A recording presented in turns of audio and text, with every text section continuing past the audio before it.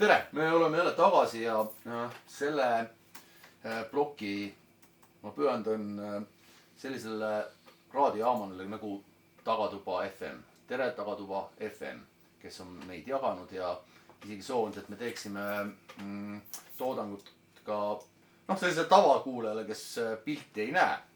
Me oleme ise mõnikord täiesti pilditud olnud, aga sellest ma ei taha mitte pikalt rääkida. Kas sa juhataksid esimese looga sisse meie ploki, mis peaks siis nagu muusikahuvilist vast huvitama, kui mitte et talle meeldima? Jaa, ikka. Selle loo esmaettekanne Saamuse vaba hääl ja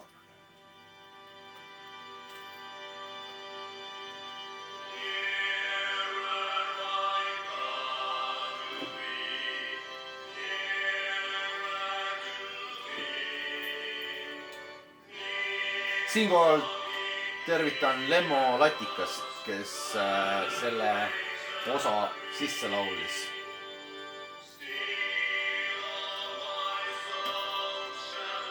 Reeglina me ei tegele spirituaalide ja gospelitega, aga seekord on erijuhus, mis juhatab sisse mõningad muusikasündmused, millest ma tahtsin rääkida ja ühtlasi siis ka arutame üleüldse, mis musailmas toimub.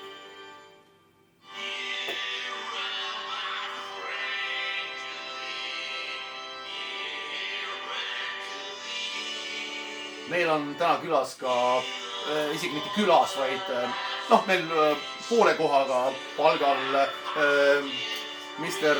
Richard Starland ehk Riho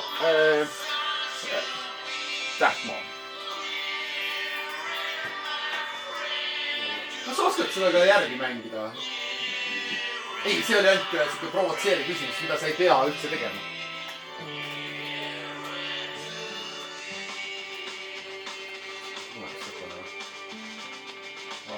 Kõrvaks saab panna. See on kindlasti palju sellest. Elame.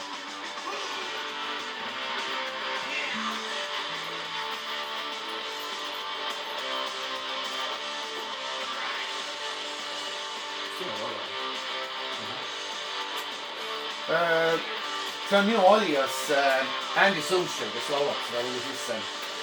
Antisotsiaal. Ei lükka ümber. Ei, ma ei lükka ümber ega purusta legende, aga ei taha ka kinnitada, et mina selle rokkuse taga olen.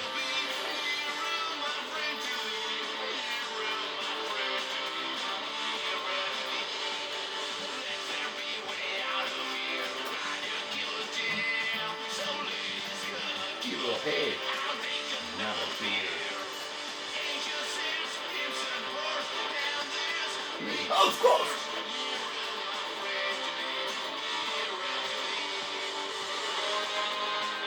Siin tuleb modulatsioon. Need, kes ei tea muusikast laasittagi, siis neile me räägime, see on kõrgendus.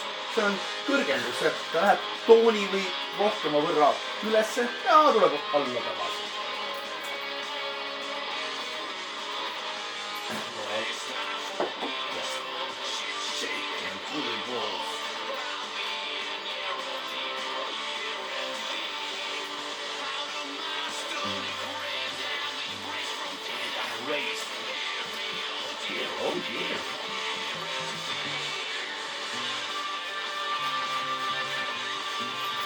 See on soolo koht, aga see ei tegemata. Lihtsalt ühted soolot ei mahtu, mis on sinna. Tervitame Roman Nuvorovit. Nuvorov? Yes. Sul selles praeguses bändis on enamus eestlased. Ja on Eesti päritoluga aliased. Andy Christ, Antisocial, Antivirus, The Andist. Kõigil on eesnimed Andid. Anti. Veel kord, Roman Nuvorov, soolo.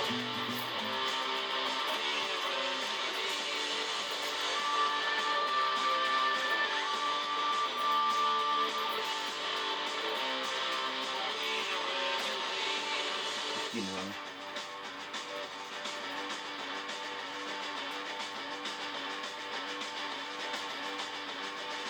See on Sumo.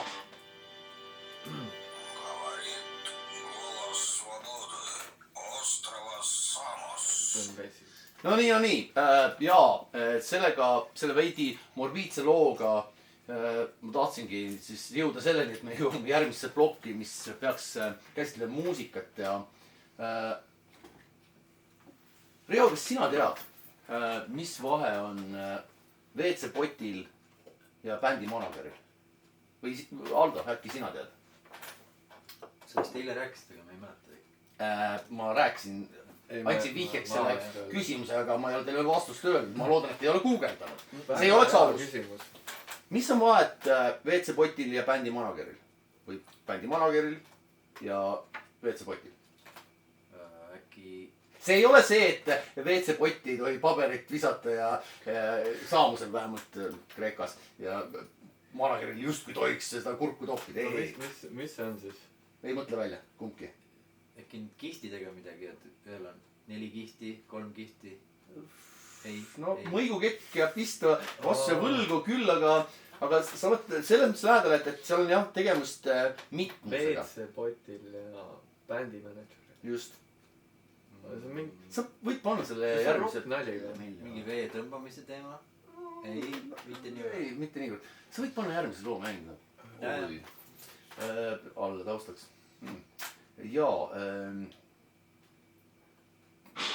Ma väga loodan, et te olete lähedal oma mõttes, aga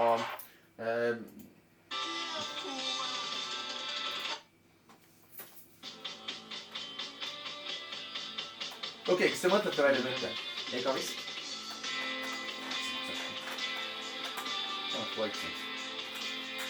Okei, allaks mängima lugu Pelle Millen OÜ-lt Mootordi on kuuma. Me jõuame kohe selle looni, aga seni ma mõtlesin, et ma annan veel poistele natuke aega mõtelda, kas tuleb vastus. Mis on vahet WC-potil ja bändi manageril?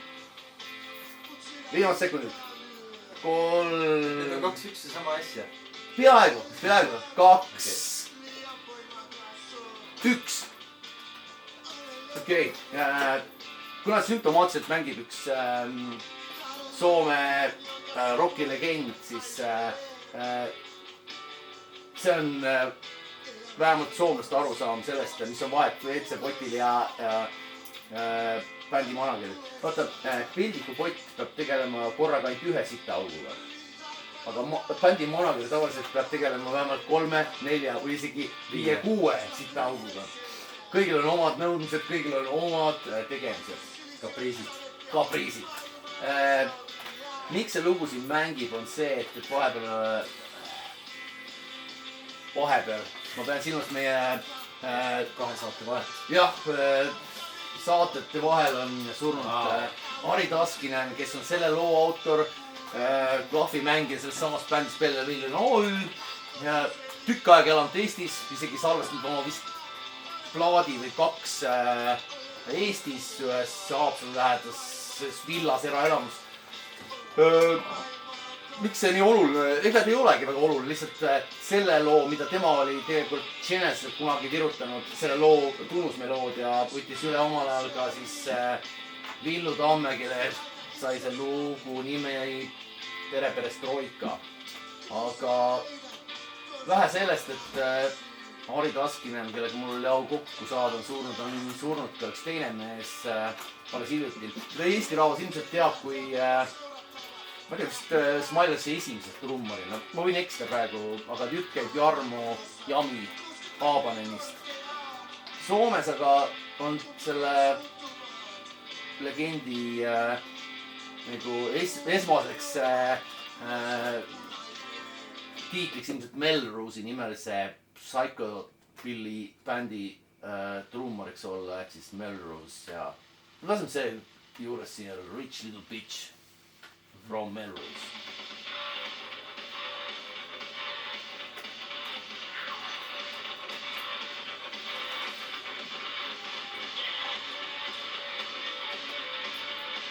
Kui vana lugu see on?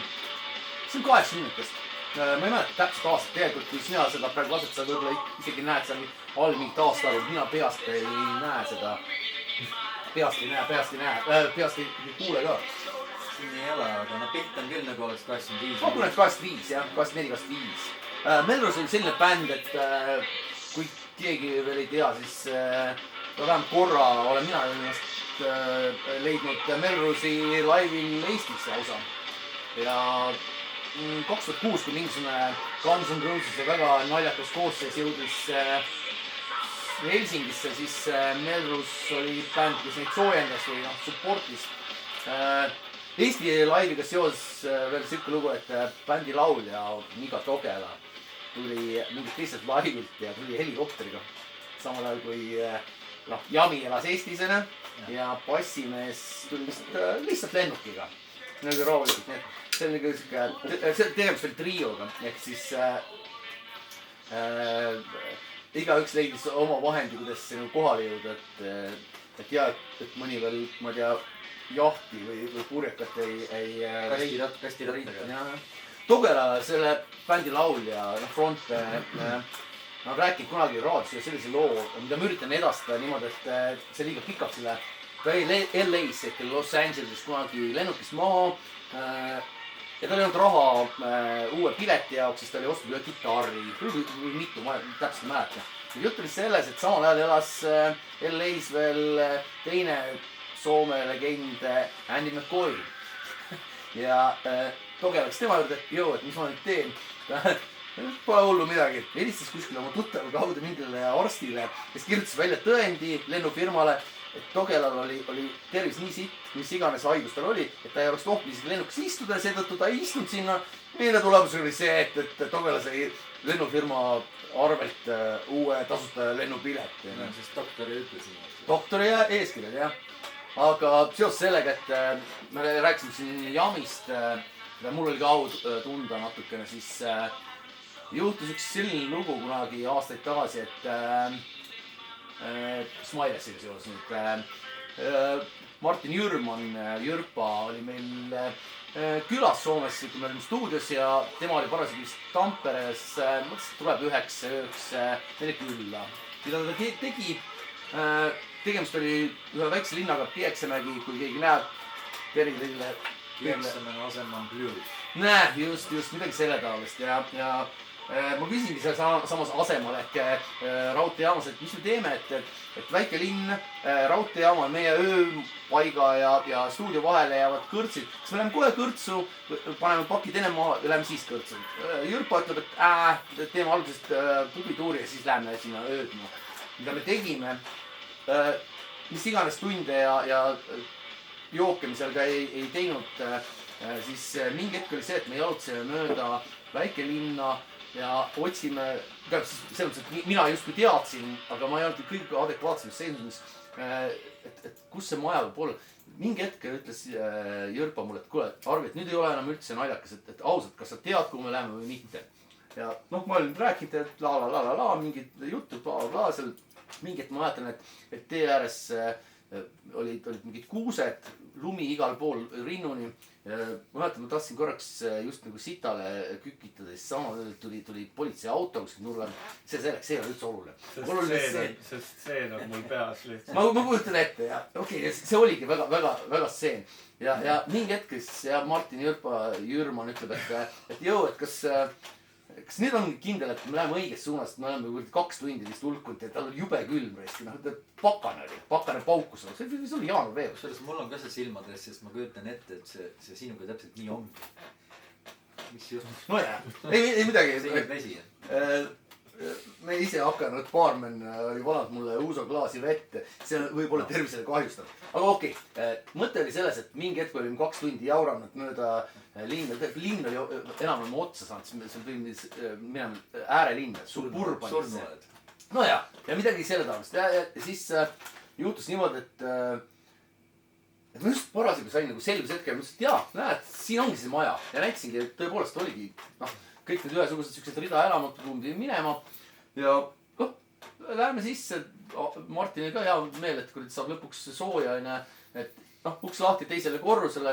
Ma olin jõudnud enam, tema jäi veel alla või selles mõttes, et ta ei olnud jõudnud, mina läksin ees. ja ma olin jõudnud enam poole või 3 korruse peale ja seal korruse üleval uksest tuleb mingisugune kuradi bokserites tüüp mulle vastu, täiesti võõras nägu ja küsib, et ma siis tõlgin eesti keelde, aga noh, ta muidugi rääkis soome keeles ja küsib, et mida me hipid sind tahame. Ja ma nagu ei jaganud matsu ka, mis ma ikka ütlen, ei, tegelikult me oleme punkarid, me ei ole hipid. Oleme täpselt, jah. Ma tegelikult olen tagantjärgi mõelnud, et huvitav, kas see mees oleks tahtnud küsida, et vau, ma panen suitsu ette, et tehke mulle, on mingid need subkultuuridel mingid vahed. Näidake mulle. Väga huvitav jutu ajab, kell 1-2 päeval, öösel, kui tal pere magab selle üleval. Noh, tõenäoliselt kuulaja vaataja juba sai aru, tähelepanelik kuulaja vaataja, et me oleme sattunud täiesti võõrasse majja. Ma sain hiljem teada, et mingi tüübi juurde, kes ei teinud isegi vahet punkarite. Täpselt, täiesti ignorant. Kusjuures vahe oli ainult üks maja. Me olime ühe maja mööda pannud. Ainult. Jah, aga et huvitav see, et ma sain hiljem teada, et see oli suhteliselt agressiivse olekuga hoki väravavaht olnud. Aga tal oli sel hetkel vist siuke šokk, et ta ei osanudki nagu meie sissetungiga agressiooniga tagasi lükata, aga välja me sealt saime ja siis tuli ka välja, et see tüüp, kelle juurde me pidime öömajale minema, kes oli päeval kiirabiga ära läinud, sellepärast, et tal tekkis mingisugune afekt ja värgid, ma ei tea, see oli vahepeal juba koju jõudnud. Ma nägin, kui kiirabi must mööda sõitis ja ma mäletan, et ma koputasin veel kiirabi auto uksel ja ta ütles, et jaa, kõik saab korda, et võti on seal kuskil või noh, need uksed on lahti, mida seda tavalist. Aga noh, siukseid juhtumeid võib juhtuda elus ette tulla. Et kus see nüüd oli? Pieksamäel? Pieksamägi oli see hea koht, jah, siuke. Jah, sellest ma pikalt ei tahaks. Tõsi, ma pean tunnistama, et mul on olnud üks juhtum Soome politseiga Pieksamäel. See oli nimelt see, et see sama kord vist, kui me olime seal stuudios, juhtus niimoodi, et me olime kuskil pubis ja hakkasime just lõpetama, kui üks tüüp ütles, et teeme ühe jointi veel ja ma arvasin, et no olgu peale, et hea lõpetuseks nagu enne kui koju läheme, teeme selle jointi enne. Aga häda oli selles, et ta mõtles, et tema kodus, tema korteris teeme selle. No kogu see seltskond siis, kes seal pubis oli, ronis tema juurde 10-20 inimestena. See oli üks hämar korter, minu mälu järgi seal ei olnud rohkem mööblit kui üks diivan. Ja siis keset tuba, mis oli hämar, sellepärast millegipärast ei olnud seal tuld, noh elektrit. Elekter oli, sest musa mängist, aga tuld ei olnud mitte mingisugust. Valgust oli. Keset, no valgust ei olnud jah. Keset tuba oli üks suur tünn, millest ta oli teinud mingisuguse vesipiivu taolise värgi, millest sai siis nagu kanepit tõmmata ja teine joint käis mööda tuba ringi. Ja mingi hetk koputab keegi uksele ja see on politseipatrull, ehk siis naabrid olid kutsunud politsei välja. Aga häda oli sellest, et kui ma olin aasta varem korra ühel festivalil Koobios politseiga kokku sattunud seoses sellega, et ma ei olnud kõige adekvaatsemene, siis ma kartsin, et mul võib tekkida riiki tulemisel keeld. Siis ma ütlesin, tervitan Kimet siin juures, ütlesin sõbrale, et kuule, et mina ei saa nagu lasta ennast ära viia, et ma ei tea, mis sealt järgneb. Ja see oli esimene korrus, lumi oli hangedes, meetri kõrgune. Ja sa tegid peakalt? Ma mitte peakalt ei hüpanud, aga hüppasin rõdult alla. Aga see oli ennatlik otsus selles mõttes, ei, minuga ei juhtud midagi. Häda lihtsalt sellest, et ma maandusin lumehange, aga tegelikult täiesti mõttetu käik, sellepärast, et tead, selle ajal, kui ma ümber maja jõudsin, siis oli politsei täiesti rahumeelselt lasknud kõik inimesed lihtsalt laiali ajanud ja kodudesse. Kaas ei võtnud, jah. Et ma ei oleks pidanud seda isegi tegema, aga mul oli see hirm, et võimalik, et ei saa enam riiki järgmine kord, kui ma tahan tulla. Sul oli juba reha ribide vahel. No ma arvasin, et võib tekkida raskusi. Mul tuli veel üks lugu meelde seoses Soome tolliga. Juhtus üks siuke lugu. Tolliga. Piiri peal need, kes tšekkavad inimesed. Ma panen selle 3. loo või veel ei pane? Me võime lasta 3. loo ja pane see mängima ja küsin teilt ühe küsimuse. Et kas te arvate ära? Et kas teie teate, Riho, kas sina võid arvata või Aldo, sina, kes on, vähemalt oli mõne aasta eest Eesti kõige suurem muusikaimportöör, kes kõige rohkem Eestisse on raha toonud oma lugudega?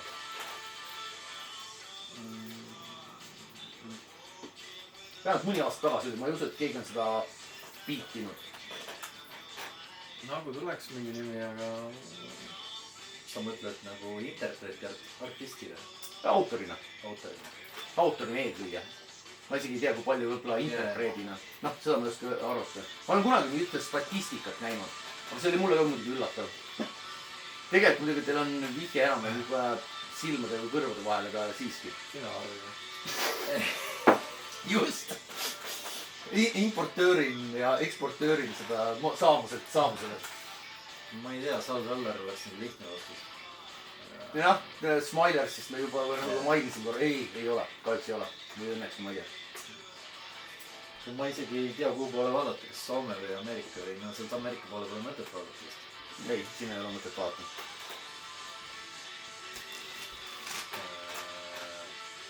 Velo Orumets. no, Mart Sander. paneme hullu, jah. jah, ei tea. teeme siis nii-öelda jälle 3, 2, 1. Ines, jah.